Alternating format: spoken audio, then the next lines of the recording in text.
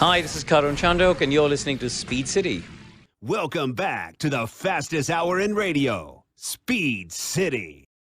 All right, gearheads, welcome to your Sunday night with Speed City. This is John Massengale. Joining me in the studio is my friend Jonathan Green. We're here in Austin, Texas. Tonight, as usual, we're going to talk a lot about Formula One and lots more motorsport. But straight off the top, we are thrilled to have our guest.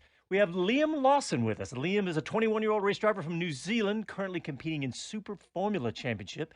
He's right at the top, currently second in the championship. He's also a reserve driver for the Red Bull Racing and Scuderia AlphaTauri Formula One teams. Last year, he finished third in Formula 2. He's previously a Toyota Racing Series. I see you champion. He's had he was in DTM, lots more motorsport. Liam Lawson, welcome to Speed City. Thank you very much for having me. Yeah, he's also kicking ass in Japan, where he's 1 point off the lead, having won pretty much half the races. Liam, congratulations first and foremost. Saw you briefly in the winter, down under, as it were. But how you enjoying your year and how you getting on?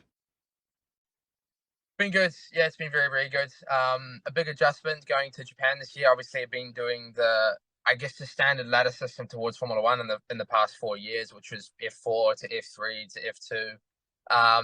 So it's been a big change going to Japan this year, but it's been amazing. Like the step up, not just in the speed of the cars. Obviously, the cars are a lot faster than what I'm used to racing, but you're working with bigger teams, so a lot more engineers. The regulations are more open, so you've got teams developing stuff on their own. You've got Honda versus Toyota. So you got like manufacturers against each other as well, which is very, very different to what I'm used to. So it's been really, really cool, a big learning curve. And we sent our American champion, although he's British, Raul Hyman, over to join you. Have you met him yet? Yeah, we've been catching up each weekend. So I'll definitely be catching up with him in a couple of days when we fly to Motegi. Now, Liam, we want to hear all about your career. We want to hear all about Red Bull. We want to hear about. But I've got a question that I know every racing fan in the world wants to know, and they were given a lesson in it again today. But what are you Kiwis on? Van Gisbergen, do me a favour. Marcus Armstrong, do me a favour. The GOAT, Dixon, winning again yesterday. McElrea, first win in Indy Lights. Lawson, winning everything they throw at him. I mean, I don't even want to play cards with any of you lot. What are you eating? Yeah, this modern era. Forget the Denny and what's it show? Those days are gone. But the new Kiwi, which I would say started back in Brendan Hartley's day, it just keeps on churning them out. What are you doing? I don't know, to be honest. I think it's more. Well, I think one of the advantages we have is being in a car so young. So for me, I was out of a go-kart and in a race car racing a Formula First car, which is, I guess, a step below Formula Ford. But it's still a race car. It's sort of obviously an open wheel, single seater, and you're wheel to wheel on a big scale circuit. And I was 13 years old when I was in this car, and I raced it at 13 years old. So whereas a lot of the guys I'm racing now, their first season in cars when they're 16, and they jump straight on an F4 car. So for me, a lot of it comes from, I think, the early years of driving these cars with no downforce. Like Formula Fords have no downforce. You have a semi-slick tire, which in the rain has absolutely zero grip, and obviously you have no downforce at the same time. So you just have a really good feel for things. You have a car with 3 pedals, and you've got an H-pad and shifter, so you're a lot more connected with the car. And at a young age, I think that helps develop a lot, driving skills and I guess car control and things like that. But I also think that's I don't know. I think that's maybe because we're so small and so far away, and the few of us that get, are fortunate enough to get the opportunities to go overseas are generally, I guess, quite good. Whereas, we're competing against quite a lot of British drivers because it's a lot easier for British drivers or Europeans or even Americans to do that. So I think there's just less of us, and it makes us look a bit better, maybe. Yeah, no, and I can, having time in New Zealand as I have, I also think the community that you've got, which is small but very friendly. To give you an example, Shane Van Gisbergen was watching every Toyota race that we did in the last season. And I'm sure even when when you were racing, he was probably following it then. And that's the community that is racing. Earl Bamber hasn't forgotten where his roots were. He employs Callum Hedge. Hedge, by the way, didn't even mention him. Oh, he's won every race in America so far, pretty much. So the list goes on and on. But it is a wonderful story, and I wish you all success because you guys are kicking ass. Van Gisbergen, another Red Bull man there today, just having a ball. You've got to think that he's coming this way full time, right? Yeah, I'm not sure. In a way, I hope he does, to be honest. Yeah. I hope that he does do that because he's mastered supercars and he's completed that step for sure, and he's dominated that. And I think for someone of his level, he's completely capable of coming over and adapting. I mean, the guy can drive literally anything he wants. Yeah. So I think it'd be really cool for him, just for a lifestyle change as well, to be, I guess, based in the States. Obviously, I'm here right now, and I love this place. I think for him it could be quite a cool step. And I think from what I've seen, he's maybe not, super, enjoying so much supercars with the direction that they've gone. He was quite vociferous about it. But yeah, exactly. So I think for him, it might be a way for him to start really enjoying racing again, having a big shift. And I think racing in America looks super fun. Both IndyCar, NASCAR, they both look really, really cool and enjoyable for the drivers to be in. Yeah. Hey, Liam, I want to ask you about the Nyck de Vries, AlphaTauri, Daniel Ricciardo situation. Your name was obviously thrown around quite a bit during that discussion. And, it just seemed like a Red Bull brutal decision. And it's, even F1 legend Sebastian Vettel has labeled Red Bull's decision to get rid of Nyck de Vries so quick as brutal. What's your take on that whole situation? And I know you're in the best way you can answer. Yeah, exactly. I know you're a Red Bull driver, reserve driver. So, but it just, it was just such a whirlwind. And what's your take on that? Yeah, I think that's, I guess, from the outside, it might look quite, probably look quite an aggressive decision to do that. But obviously, the teams have a lot more information than what we see on the outside. So they have a lot more insight into what's actually going on. I guess how the driver's feedback is, how what their actual speed is in all conditions. And I think that's, I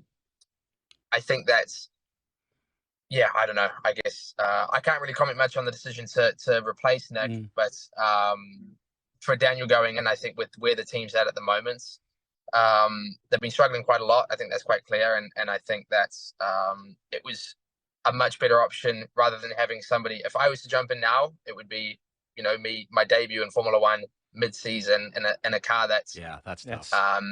It's quite difficult to drive. It looks like and from what I've seen and I think the decision was more to have somebody experienced come in and try and help the team be pushed forward again. And I think logically that was definitely Daniel to go in there. Obviously, I want to be in Formula One, but I want to have the best possible opportunity to do well as at the same time. And I think me completing Super Formula is what I would have wanted to do anyway, to be honest. Mm-hmm. I was thinking that. I was thinking, if you got this, you never want to say no to Formula One, right? But in a way, are you sort of relieved in a way that you weren't thrown in right in the middle of the season, right in the middle of the season like that? You do get to finish up in Super Formula. You're second place. You're 1 point off the lead. You got a great spot right now. Exactly that. Yeah, I think it's at the time it's when the decision's first made. Obviously, I feel like I'm missing a shot at F1. And if they had decided to put me in the car, I'm going to take that opportunity because I would take any opportunity I get to race in Formula One. But you're dead right. At the same time, I think it's a bit of relief and I guess feels like the right decision to do this. I just hope that I still get that shot, in the future. Yeah. And Liam, I've got a question that I've been itching to ask you. I've seen you on the wall, and I know that, well, you tell us how many Grand Prix, but we see you a lot at the Grand Prix when you're not racing in Japan. But just being on the headphones and being part of the Red Bull team over the weekend, is Max the phenomenon we as journalists kind of, purvey him as. The results show that. But he has got almost a Senna-like mystique about him, about the way he goes about it. You're there, you're listening, you're learning. It's the greatest position for any junior driver to be in. But are you amazed at his abilities, or is it just he's just very good? No, it is very impressive, to be fair. It is very impressive to watch. He's basically just in a situation where he's incredibly comfortable with the car. So yeah, he's incredibly comfortable in the car that he's in. And he's very, very good, because you think of how big the Formula One operation is. You think about how big the Formula One operation is, how much information they get from all different directions, and what they're trying to work out what is important to take and to work on and what's not important. And Max seems to be very, very good at going, if they're focused on something and he goes, you know what, this is pointless, let's just do this, or something like that. He's very good at pinpointing exactly what needs to be worked on, and he won't waste time on something that's not sort of going to be beneficial. And I think he's able to work that out quite. And obviously, then he's extremely fast. Doesn't make mistakes. Yeah. And what have they tasked you with? I mean, give us an insight. We don't know. We talk about Red Bull Juniors and guys sitting on the wall, whether it be Djokovic or yourself. What is your task, or what have you learned, or what do you bring to the table? Do you do simulator work? What is your job, if you will, with Red Bull? Yeah, so it's more the behind the scenes stuff that actually is probably away from the track, back in Milton Keynes. A lot of simulator work. That's really where we actually, I guess, play a part. Not that it's a big part, but on the actual race weekends, it's obviously not super important for us to be there, I guess, because it's once free practice 3 starts, I can no longer drive the car anyway. So I think it's more, I guess, the stuff away from the track that we're actually playing a part in a little bit. But at the same time, at the track, I get a huge opportunity to just learn, firsthand. And I think that's something that you can never underestimate how big the step is to Formula One. Like it's so much more advanced. And I think it's why people going from F2 to F1 seem to struggle a lot. It's just you cannot be ready unless you actually work in that environment. Yeah, it's crazy. Not just the speed of the car, obviously, which is way, way faster, but the stuff that you're working on with the car, like the setup work, it's so much more advanced. Really, really fine margins, millimeter margins, and I think that's something that you just need to. For me, I've now had nearly 2 years of experience working, and I've learned so much that if I was to try and jump in Formula One 2 years ago, no way I would be ready for it. Interesting. Hey, Liam, I want to ask you about your path to Super Formula in Japan. I mean, it's a highly respected championship, got plenty of super license points. But what was your decision to end up there right now?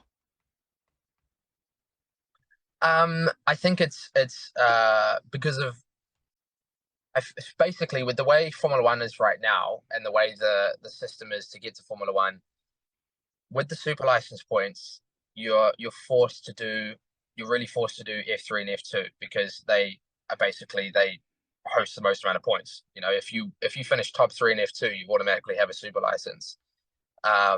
Whereas championships outside of Formula One, outside of the ladder system, I guess, that like Super Formula, like IndyCar, like other championships, get a lot less points. And so I think a lot more people would go to Super Formula because of how good the car is. I mean, the car is very similar to Formula One. So in terms of preparing as a driver to drive in Formula One, it's a much better thing to be doing than Formula 2, and something that I've now learned that by doing it. So, but there's just not that many super license points available, so it's a big risk. But fortunately for me, because I have the super license from the last couple of years of F2, it means I don't have the pressure of going to Super Formula and having to finish in the top 2 or win the championship to basically have a shot at F1. Obviously, that's the goal, but that's why a lot less people, I would say, go and do it because of that reason, basically. So, and for us, because I had the super license, it was like, rather than doing a 3rd season of F2, I'm not going to learn anything really doing that. And with the way Formula 2 is right now, it's really hard to get the right shot. I guess to to be fighting for a championship. So it was a perfect opportunity to go to Japan and drive a faster car with a team that's closer to Formula One working level. I don't get to see much of Super Formula, and I'm intrigued by it. You know, being in Japan, It's a fast car. Yeah, it's clearly a fast car, and clearly respected with the you know, not as many super licensed sports as Formula 2. But Liam, talk about the difference and what's it like in Super Formula and being in Japan like that. So, I mean, first of all, the competition is quite high, especially because the guys there have done a lot of seasons. You know, they're really, really experienced drivers. My teammate has done, I think, more than 10 seasons now of Super Formula. So, yeah, really, really experienced. So they just don't make mistakes, especially in qualifying. They're really good at delivering laps. They only drive on their circuits. So you have to be really, really accurate, and you can't afford to slip up. So, and then obviously the car is extremely fast. It's the downforce is just a lot higher. I think the aero is a lot higher than Formula 2 and what I've been racing in the past. But also the setup work, what we're changing is a lot, relates a lot more to Formula 1 as well with the setup work we're doing, the focus on aero and trying to be efficient with it. Ride height control, things like that. It's super, super fine margins, which I'm not used to. And it's also basically what you're working on in F1. So, and then as I said before, you got Toyota versus Honda. So you got two manufacturers, I guess, you know, pushing against each other. And it's quite cool to have something to sort of develop, be a part of developing a car that's not super, super fixed, as well, like I'm used to. So obviously Formula 1 will always be the pinnacle by a long shot, but this does feel a lot closer, and it does feel like I'm learning a lot more towards that. Yeah, and obviously the culture's hard. I don't know how Japanese is coming on, but it is a baptism of fire, both in a very insular world. Japanese racing is, I mean, I mentioned New Zealand racing. Well, if you want a very inward community that does its own thing and has its own language and way of going racing, that takes a lot to get used to, I'm sure. Yeah, exactly that. You know, a lot of people would, and if Nick Cassidy hadn't gone there and done what he achieved in Super Formula and race in Japan, I probably wouldn't have really heard of it much because it's not that big around the world. But then you go to the races in Japan and you get, you know, grandstands are completely full with people, and you get like 50,000 people nearly at some of the races. And Super GT is even bigger than Super Formula. So it's just so big just in Japan. And it's very isolated to that, and I think they would like it to be more international, but it hasn't been something that I guess they've focused on so much. So yeah, it's very isolated, but it's really big in Japan. Hey, we got a couple questions from YouTube. Jesse says, how would you compare driving a Super Formula car versus a current F1 car, and talk about the technical differences too? So Super Formula car is very light. So, and it's the first thing you notice, the car is very, very lightweight, even compared to Formula 1. So we're like 400 kilograms lighter than Formula 1. So, and you feel that especially in lower speed corners, you have a really fast sort of direction change. The car is very, very responsive. Probably the most responsive car that I've driven, even over Formula 1. You know, because even though Formula 1 is so impressive, there's no way of getting around that weight. The downforce is very, very high. So in a high-speed corner, in section, you know, the first sector of Suzuka, you have really high-speed S's. Our minimum speeds are probably quite close to Formula 1 through that section because of how high the downforce is. But then you get to a straight, and because you don't have the power that Formula 1 has, you basically don't accelerate super hard, and you sort of reach a terminal speed of around 300 kilometers an hour, and you just flatten out there because the car's not capable of pushing past it. We don't have DRS to reduce that drag either. So most of the time lost compared to Formula 1 is probably in that straight line phase, just because we don't have the power. We're running like 400 horsepower less than Formula 1. So those are probably the main differences. We've got another question from YouTube. Drew wants to know, how many hours a week do you spend in the simulator? So I have sort of two answers to that, because I have my own simulator at home that I mess around on and play a lot of games and I guess race with friends and do stuff on my own. And that's definitely a couple of days a week I'm driving on that. With Red Bull, it's once or twice a week, I would say, is Formula One work, where we spend a full day basically working on developing the Formula One car. So it's definitely, it's probably 2 times a week in Formula One, and then the other days I'll just be on my home sim. And so did you get into your home sim a lot more during the pandemic? Like we got to see Lando and Charles Leclerc and George Russell and all those guys. You know, they became, to me, it was fun just watching them because they were talking on their microphone during the races. It was really fun. Did you get into that during the pandemic? For sure. I was, to be honest, it was one of the coolest, as unfortunate as the pandemic was, the online racing sort of had this, and I don't think it'll ever really happen again, but it just had this obviously huge growth because everyone was at home, and I was back in New Zealand. I flew back to New Zealand during the pandemic, and I had like a little Logitech bolted to an ironing board, and I ordered like the secrets. you know, yeah, exactly. I did actually get a really cool simulator, but it took quite a few weeks to get there because of the pandemic. Yeah. So through most of it, I was just driving on this little setup, but the racing, we were on every single day, doing these online races, and every night you're racing against Van Gisbergen, McLaughlin, you're racing against Verstappen, Norris, all the guys basically in F1 as well. Everyone was just on, and you'd all jump in these same leagues and race against each other, and it was so cool. And then we had series where it would be televised, and it would be like, you know, watching real racing, I guess. Except you were racing an ironing board. And I was racing on an ironing board, yeah, exactly. That's like Connor Daly. He came on, he was talking about how his would fall apart in the middle of the race. Like his chair would break, or his steering wheel was mounted kind of haphazard. It was great. Struggle sim racing, yeah. A couple more questions. Joe wants to ask, which series is harder on your neck? Super Formula or Formula One, I guess. Formula One would be harder on your neck. You slightly longer races, and I think the terminal speed, you know, especially braking in F1, you deal with a huge amount of force on the back of your neck. You know, the upper back, your back part of your neck deals with a lot of force there on braking, because you're braking from 350 kilometers an hour, and you're just stopping at an insane rate. So that's really where F1's pretty advanced on your neck. Laterally, it's would be a little bit more than Super Formula as well, but not so much.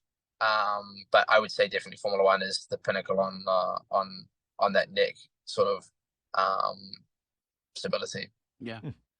I got a question about your mate Yuki. How do you think he's getting on? You obviously knew each other. We saw on Drive to Survive how you helped him move out. I think you're mates. But you know, I mean, to be honest, I haven't seen him up close, if you like, since his Toyota days. And he was he was coming in as a big I am, but he didn't change the world in New Zealand. But he's since gone on and had a few rocky times, but he's making it, right? Yeah, exactly. I think he's done pretty well in Formula One, and I see a lot less of him now than I did. We used to pretty much live together, so I see a lot less of him now. But I think that's pretty normal. Once you reach F1, you know, it completely consumes your world. And for him, he's got a huge amount to focus on with what he's doing. So I see him a lot at the track. The last couple of races, I've actually been reserve and been with AlphaTauri. Most of the year I've been with Red Bull, and then we did a couple of races with AlphaTauri, so I could also spend time with both teams. And so I got to speak to him a lot more during Spa. But yeah, I definitely see a lot less of him now than I used to. All right, guys, we need to take a quick break, and when we come back, I'm going to ask Liam about a drag race. Well, ask him if he can stay, first of all. Well, Liam, it looks as like he's about to take off. Liam, you got a couple minutes to stick to us to the break? I got about 5 minutes. There you go. All right, we're going to do a quick break. I'm going to ask you about this drag race. You're listening to Sunday Night with Speed City. Back after this.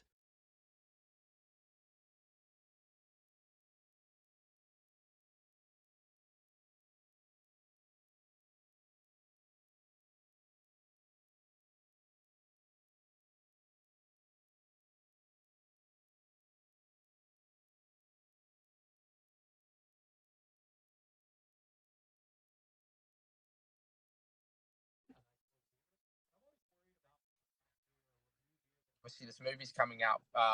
Yeah, that's sure. completely based on him, right? So yeah. I can probably find out. I can speak to a couple of people that I know and find out. I'm sure somebody. Yeah, I just need an email, and I'd love to. He knows me well enough. He's a bit like you. He'd be happy to come on and talk about it, I'm sure. But it's a great story, and it involves Toyota as well. So I'd like to give them some love. Yeah, that'd be cool. Hey, thanks for your time, buddy. So whereabouts in California? I'm coming to Monterey. I'm coming to Laguna next weekend. Really? I'm in right now, so I'm leaving on Tuesday for Japan. I'm in Newport Beach at the moment. Nice. Yeah, it's lovely here. So is your girlfriend Californian? Is she from California? Yeah, she is. She's from Newport Beach. She grew up in Newport Beach. We've been in Arizona for a week as well. She has a lake house out there. Oh my God, it was so. I bet it's so hot there. Hey, for this next question, I have some photos in a folder called CarWow. Yeah, it's been 100. It's been 44, 45 here for the last. My dog dying. Well, he's not dying, but he's hating it. He's struggling, yeah. He's struggling. I bought him a little paddling pool, so he's happy now. Well, thanks for coming on, man. I appreciate your time. We're almost out of the break, Liam, and then I want to talk about this CarWow thing because that was really. Does he remember it first off? I'm sure he does remember it because it just aired. It was cool. It was really cool. All right. Well, I don't know anything about it, so you tell me. I don't know where you were. Are you going to come to Austin? Do you think? Or Vegas? All the races. All the races. Well, dude, I'm doing commentary, or we're doing commentary for both, Miami, Vegas, and Austin. Feel free to come and join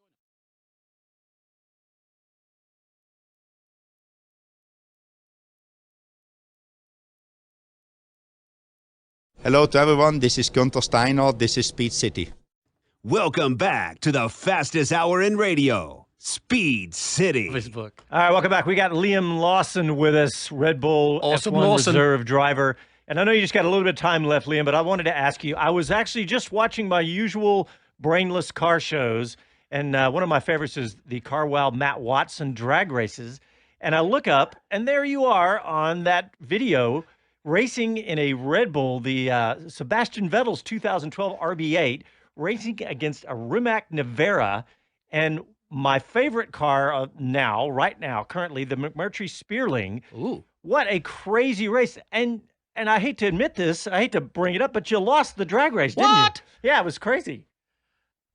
Yeah, I lost by a lot. I thought he was going to come up with some racing driver, excuse, because racing drivers never admit that sort of stuff. Well, I haven't got that far yet. The excuse is about to come Oh, out. okay, good. Basically, I'm versing, two electric cars. One of them has got 2,000 horsepower, and the other one which is the McMurtry Spearling, has a fan that obviously sucks it to the grounds. It doesn't create drag unbelievably. So it has this, from 0 kilometers an hour, it has about 2 tons of downforce, I guess, or suction to the ground. Shoot. So it launches at an unbelievable speed. 0 to 100 is 1.4 seconds. Oh my gosh, that'll pull your eyeballs out. Yeah, it's exactly, it's unbelievable. So, and because it has this wicked downforce, whereas obviously I'm driving a Formula 1 car which has no downforce at 0 kilometers an hour, and then the faster I get, the more I'm being dragged and slowed down. So this is a good excuse. I like it. We had a big headwind as well. It was like a really gusty day. Oh, headwind. Oh yeah. We had a high downforce on the car as well. Do you have a stomach ache too? Down, but you're very lightweight. Did you have an extra meal or anything? Yeah, I ate quite a lot that morning. I remember. So, yeah, we lost by a lot, but it was just cool to see those cars, to be honest, and to do the race, and for me to drive that car. Yeah, it's honestly an emotional thing for me to do it because the first time I drove it was Goodwood a couple of years ago, and it's a car that I grew up watching. Those were the years that I was just getting into F1. In 2010, when Reb won the first championship, I was 8 years old. Oh wow! Just a fanatic on learning on Formula 1. So yeah, it was very special to do. Yeah, I'll bet. Emotional, yeah. Well, look, but hey, listen, I'm so glad you came on the show because you're one of those guys that everybody keeps hearing about, but probably doesn't know much about in terms of Formula One. I'm talking about our fans generally tune in to watch Formula One, and they'll have heard us mention your name along with the other Red Bull juniors. But it's great to get an insight in what you're doing. Tell us a little bit about your social, where you're going. You said you're going to Japan on Tuesday, or you're off home, or you're off back to Japan to race, I guess. Exactly. So I have an extremely busy year with travel because of the cross between Formula 1 and and Super Formula. So I'm still based in Milton Keynes, living next to Red Bull Racing. You lucky man. How are you going with the roundabouts? Yeah, the roundabouts are good, but that's really the only good part about it. Yep, you summed it up. Exactly. So, but obviously I traveled to Japan a lot for the races, and then I traveled to the Formula 1 races as well. So on Tuesday I leave for Japan. We race this weekend in Motegi, or next weekend in Motegi. Oh, that's a good circuit. Then I'm flying from there to the Dutch Grand Prix for basically the next race back after summer break. So it's about to get pretty hectic the second half of the year. Yeah. You know, just as a 1,500 meter rule, you must be. I mean, I know you're in the middle of it all, and we've asked you some pretty tough questions. But it must be so exciting to be part of Red Bull in this era. It is, yeah, because obviously the team is in an unbelievable situation where we're sort of, they're just super dominant, and everything that we're sort of developing and doing with the car is just working. And the more we change and understand about the car, and the more the team does. They just keep finding time, and the closer everybody gets, the further we also extend. It's crazy. So obviously, the team is fully aware that you can only be dominant for so long, and that's why the work as it's always been. Nobody's relaxing off, even because the car is good. The work ethic is still 100% there to keep moving forward, and trying to keep this, I guess, streak as long as we can. And for me, it's exciting, but it's extremely anxious at the same time, because I'm obviously at the closest point I've ever been. So yeah, I'd basically just waiting to see what happens. Well, give us your social and let everybody know where they can find you and follow you, whether it be Super Formula or at AlphaTauri and Red Bull. Yeah, I guess, really the only social media is probably Instagram, which is just Liam Lawson 30. I have other social media platforms, but I don't really run them. And I don't have time to it. Yeah, you kind of put me on the spot there, but that's cool. That's cool. That's probably just the Instagram, yeah. All right, that's cool. Liam Lawson, thank you very much, and good luck with Super Formula and your career moving to Formula 1. By the way, I got bad news for you. It looks like you're going to get Callum Hedge, whether you like it or not, next year. So you better finish off Japan while you can, because he's coming.